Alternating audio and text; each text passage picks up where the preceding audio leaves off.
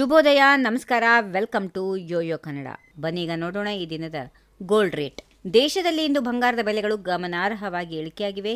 ಈ ವಾರದ ಆರಂಭದಲ್ಲಿ ಹೊಸ ದಾಖಲೆ ಗರಿಷ್ಠ ಮಟ್ಟ ತಲುಪಿದ್ದು, ಬಂಗಾರ ಮತ್ತು ಬೆಳ್ಳಿ ಬೆಲೆಗಳು ಮಾರುಕಟ್ಟೆಯಲ್ಲಿ ತಿದ್ದುಪಡಿ ಪರಿಣಾಮವಾಗಿ ತನ್ನ ಸ್ಥಿರತೆಯನ್ನು ಕಳೆದುಕೊಂಡಿವೆ. ಬೆಂಗಳೂರಿನಲ್ಲಿ ಇಂದು ಬಂಗಾರ ದರದಲ್ಲಿ ದೊಡ್ಡ ಮಟ್ಟದ ಕುಸಿತ ಕಂಡು ಬಂದಿದೆ. ಸುಮಾರು 2,000 ರೂಪಾಯಿ ಇಳಿಕೆಯಾಗಿದ್ದು, 24 ಕ್ಯಾರೆಟ್ನ 10 ಗ್ರಾಂ ಚಿನ್ನದ ಬೆಲೆ 1,61,481 ರೂಪಾಯಿ.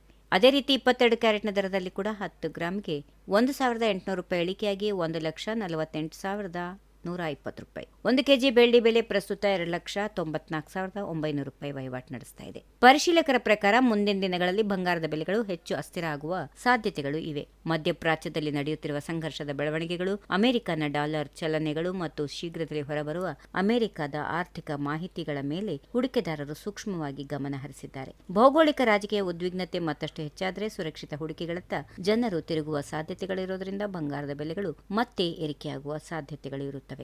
ಈ ವಿಡಿಯೋ ನಿಮಗೆ ಇಷ್ಟವಾದಲ್ಲಿ ಲೈಕ್ ಮಾಡಿ, ಶೇರ್ ಮಾಡಿ, ಸಬ್ಸ್ಕ್ರೈಬ್ ಮಾಡಿ.